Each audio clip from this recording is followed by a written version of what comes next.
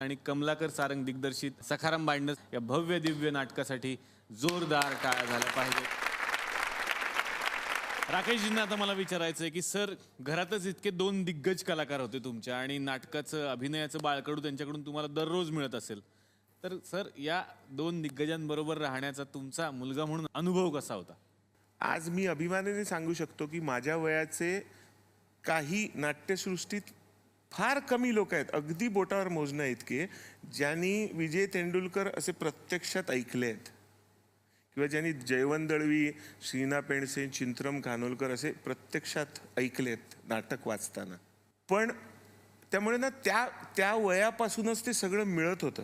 निळू फुले, घाणेकर, म्हणजे त्या काळातले जवळजवळ सर्व नट आमच्या घरी यायचे आणि आमचं घर जेवणासाठी फार प्रसिद्ध होतं. अच्छा. की असं होतं की कित्येक वेळेला, अरे कुठे आता जेवण नाही मिळणार, मग चल सारंगांकडे जाऊया. हो लिटरली, तुला माहितीये का, म्हणजे मी आता रेस्टॉरंट्स काढली ह्याचंही कारण तेच आहे. ते पण कुठेतरी ना आमच्या ह्याच्यातच असणार. म्हणजे मला एक फार चांगला किस्सा आठवतो. चिंतरम खानोलकर पप्पांसाठी नाटक लिहित होते, तर देवाचे पाय नावाचं नाटक. तेव्हा ते अख्खी रात्र नाटक लिहित होते आणि ते जोर जोरात बोलून नाटक लिहित होते. त्यामुळे मी अख्खी रात्र हा माणूस का असा बोलतोय, आणि ते असे वर असे असे बघून ना असं असं बोलत बोलत असं खाली नाटक लिहित होते. अरे बाप. आणि मला आठवतं दुसऱ्या दिवशी सकाळी, रात्री बसलेले त्यांनी, सकाळी पप्पांना स्क्रिप्ट दिली, झालं नाटक म्हणले. क्या बात. वा. कहाणी में ट्विस्ट, खूप छान नाव आहे. तर काय बघायला मिळणार आहे कहाणी में ट्विस्ट मधून आम्हाला? धक्के बसणार आहेत. अच्छा. शेवटपर्यंत नाटकाचा कर्टन पडेपर्यंत धक्के बसणार आहेत. बापरे. म्हणजे इतकं मेटॅक्युलसली हे केलेलं आहे. जेव्हा मी हे नाटक वाचलं काही लोकांसमोर, तेव्हा ती म्हणाले, अरे असा खून होऊ शकतो. म्हणून मी ना वेगळी कॅचलाईन काढली त्याला, की रोमांचालाही काटा आणणारं नाटक. वा. पण मी जाहिराती पाहतोय सर, नाटकाचे शुभारंभाचे प्रयोग, जाहिरात असते, या दोघांचा फोटो असतो. नटवर्य गिरीशोक सर कुठे आहेत? हो हो. जसं दिसतं तसं नसतं म्हणून जग फसतं, पण जसं नसतं तसं दिसावं आणि जग फसावं यासाठी आजन्म धडपड करतो, त्याचं नाव माणूस. हो हो.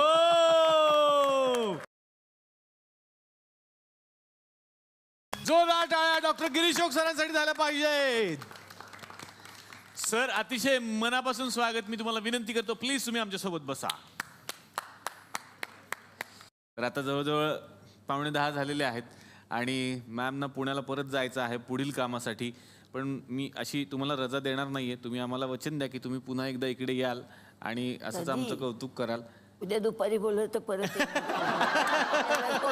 काम आटपून परत येईन मी.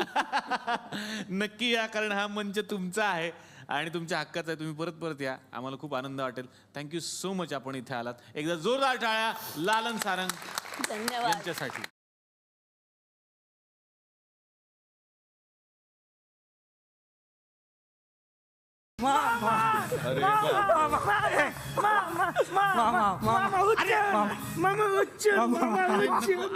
अरे ऐका ऐका, मोठे मोठे माणसं आलेत की नाही, असं नाही करायचं. मामा आज सुट्टी आहे. शाळेत सुट्टी? हा. का? आम्ही गेलोच नाही शाळेत. आईच्या गावात मामा. असं बोलतात? आईच्या गावात मामा असं बोलतात? मग आईच्या गावात पाराच्या भात असं बोल. जबरा. आईला हे ते बघ. कोण रे? आयटम. शपथ मस्त आहे ना. कडक कडक. हा हे वहिनी आहे तुझी?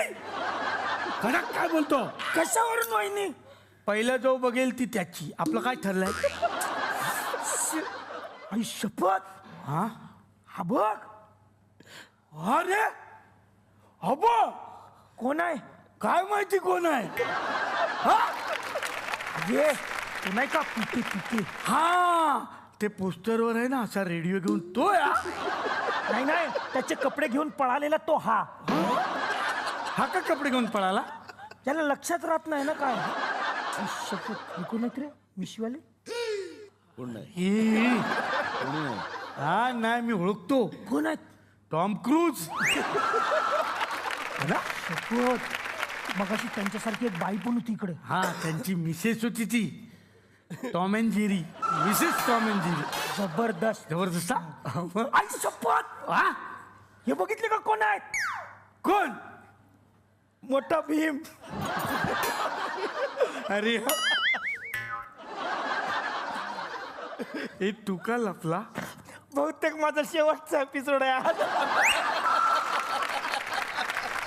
माझा पण तेच आहे रे. किती मोठे निर्माते आहेत. राकेश सारंग नाव आहे त्यांचं. राकेश सारंग. हा ऋतिक रोशनचे वडील.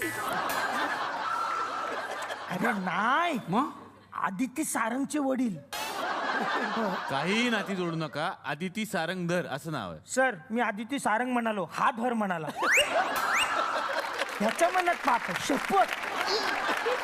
छान एखादं गाणं बिणं सादर करा ना. त्याला खवट्या देऊ खरी. मामा आहे, जाऊ दे. त्या मामा मामा एक छान गाणं मी सादर. बोलू हा तूच बोल. तू अजिबात बोल नका जाऊ.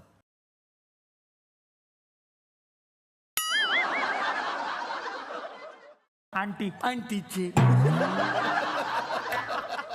मामा आंटी आहे. आंटी नाही. ऍटम आहे ना? काय आहे मामा?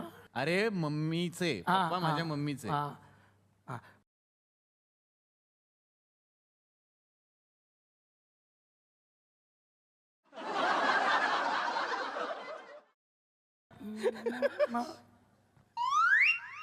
पप्पाचीच. पप्पाची. हे मम्मी पप्पाची नाही, मम्मी माझी. पप्पाची मम्मी म्हणजे माझी आजी. काही नाती लावू नका. एक चांगलं गाणं म्हणाल का फायनली?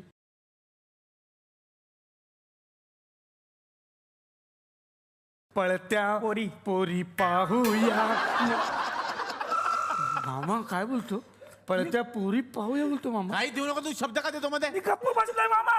असं आहे का? पळत्या पोरी पाहूया असं आहे? नाही. मग काय आहे मामा? पण ती झाडे पाहूया. मग काय फायदा?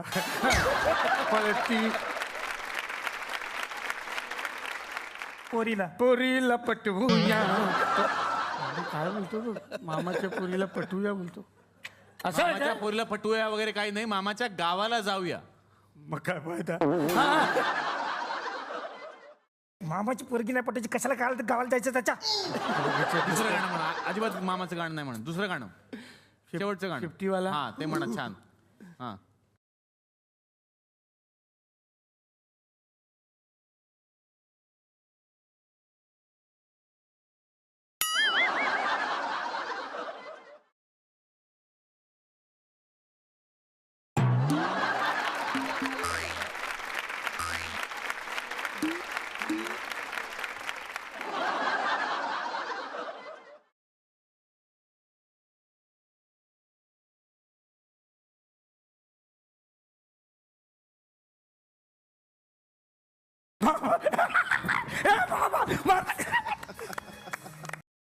सर मला ना एपिसोडच्या सुरुवातीला एक कुणीतरी वहिनी भेटायला आल्या होत्या. वहिनी म्हणू नका असं म्हणाल्या. काकू म्हणा.